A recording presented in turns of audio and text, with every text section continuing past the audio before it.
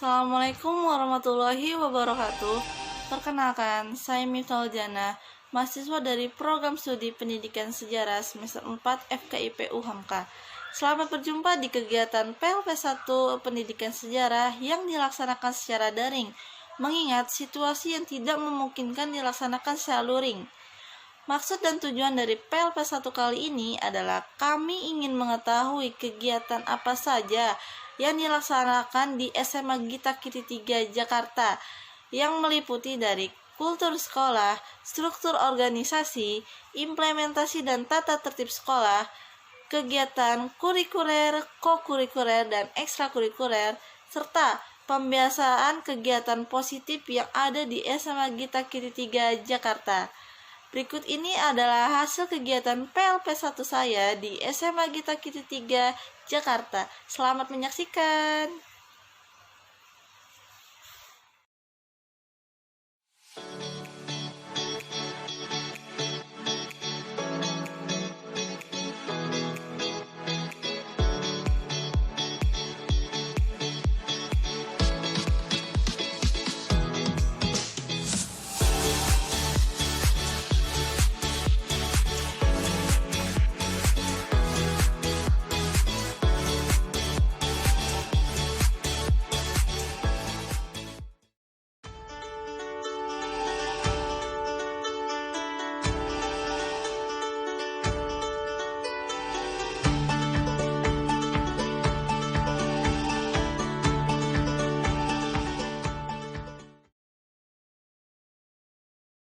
Dalam prestasi sejalan dengan ilmu pengetahuan dan teknologi. Jadi seimbang ya Bu ya Bu? Ya baik, karena kan begini, kita berharap bahwa lulusan kita itu nanti tidak hanya menguasai ilmu pengetahuan saja, gitu. Tapi lulusan kita adalah orang-orang yang berilmu pengetahuan yang dilandaskan oleh iman dan takwa, sehingga mereka bisa memanfaatkan ilmunya, mengembangkan ilmunya itu sesuai dengan peraturan-peraturan atau norma-norma agama yang berlaku, gitu. Jadi seimbang antara dunia dan akhirat, gitu. Dunia dapat, akhirat juga dapat. Karena kan siapa orang yang ingin bahagia di dunia itu harus dengan ilmu. Siapa orang yang ingin berbahagia di akhirat itu juga dengan ilmu. Dan orang yang ingin berbahagia di dunia dan di akhirat itu juga harus dengan ilmu, gitu sih. Itu ini visi kita ya, sehingga lulusan kita itu insya Allah bisa bermanfaat, bisa bahagia di dunia dan akhirat itu. Kalau misi ya, misi kita ya satu ya mendorong dan membantu siswa untuk mengerti potensi diri sehingga dapat berkembang secara optimal. Kemudian yang kedua, memberikan bekal dasar keterampilan sebagai bekal life skill-nya. Menerapkan kedisiplinan dalam rangka menyiapkan generasi yang kompetitif. Dan yang keempat, ayatan terhadap agama yang dianut.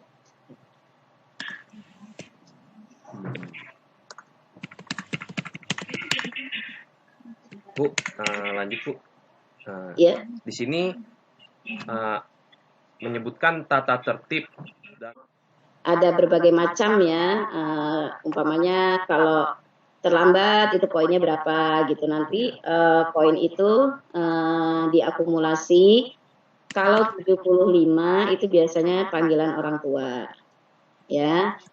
Kalau sudah mencapai 200 maka kita kembalikan kepada orang tua. Kemudian biasanya persiswa itu ada yang namanya buku pelanggaran. Itu sebagai bukti bahwa anak tersebut melakukan pelanggaran.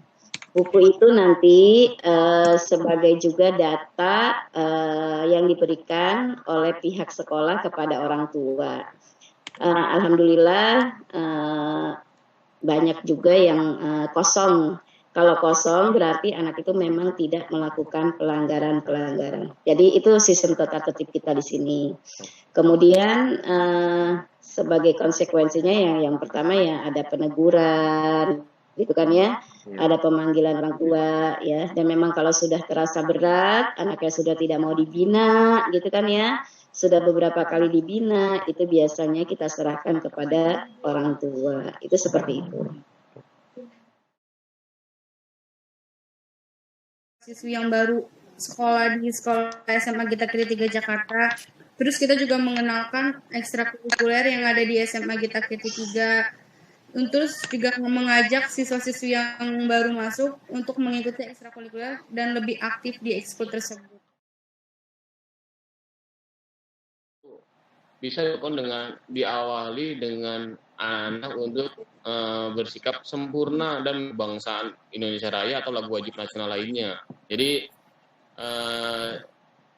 di SMA Gita Kirti 3 ini hari Selasa jam pertama itu kelas 12 IPS, itu bisa saja saya melakukan upaya untuk anak-anaknya untuk kegiatan pertamanya adalah menyanyikan lagu wajib nasional ya di rumah masing-masing tentunya, tapi dengan menggunakan video conference ya, baik itu bagian dari ini ya, untuk bagian dari PPK ya, penanaman karakter namanya ya. Jadi itu yang pertama. Nah, untuk penguatan lainnya tentu banyak poin yang bisa diambil, yaitu ketika masuk ke materi sejarah, tentunya isinya nasionalisme semua ya, apalagi masuk materi sejarah Indonesia itu kelas 10, kelas 11, kelas 12, semua materinya pasti berbau nasionalisme, karena fungsi dan tujuan dari sejarah Indonesia adalah menumbuhkan jiwa nasionalisme dan karakter bangsa Indonesia ya. Contohnya di kelas 12 IPS ataupun IPA sejarah Indonesia saat ini sedang masuk materi perlawanan terhadap disintegrasi bangsa ya. Jadi pasca kemerdekaan Indonesia itu bangsa Indonesia mengalami yang namanya perlawanan terhadap bangsa sendiri yang ingin memisahkan diri dari NKRI. Jadi ada beberapa pemberontakan ya, atau perlawanan disintegrasi bangsa Indonesia pasca kemerdekaan Indonesia.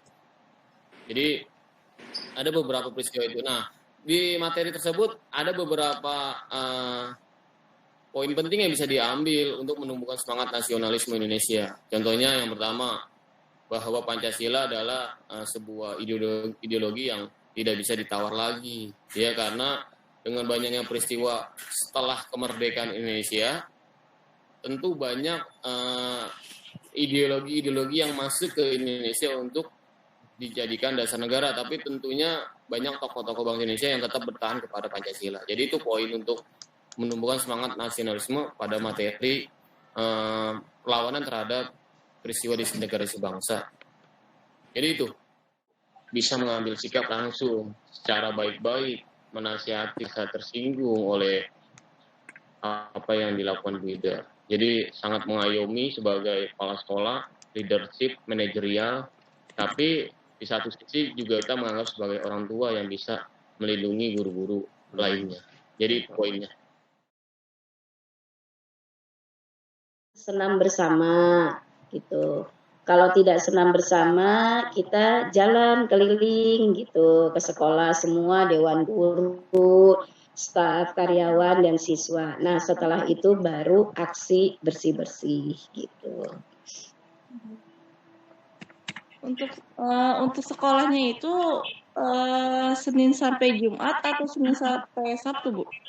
Kita Senin sampai Jumat. Kalau sebelum PJJ itu dari pukul 7 sampai pukul 14.30. Setelah itu dilanjutkan dengan ekskul sampai dengan biasanya jam 4 atau setengah 5 gitu. Dan setelah itu siswa tidak diperbolehkan ada di sekolah, sudah pulang semuanya. Baik, itu saja yang dapat saya sampaikan di PLP1 saya di SMA Gita Kirti 3 Jakarta. Baik, bisa dapat disimpulkan bahwa SMA Gita Kirti 3 Jakarta sudah menerapkan sistem pembelajaran jarak jauh sebelum adanya pandemi COVID-19 saat ini, sehingga para guru di sana tidak khawatir lagi terhadap murid mereka yang tidak sama sekali mengerti mengenai sistem pembelajaran online saat ini. Untuk pembelajaran sejarah di SMA Gita Kiti 3 Jakarta, Pak Dayat Solihin selaku guru sejarah di sana, beliau sudah menerapkan yang namanya kuesioner agar siswa di sana tidak jenuh pada saat pembelajaran sejarah. Selain itu, pada saat pandemi saat ini, beliau tidak kehabisan akal dengan memanfaatkan media yang ada. Beliau pernah menggunakan Schoology dan Quizizz untuk dapat menghidupkan kembali pembelajaran sejarah yang ada di sana.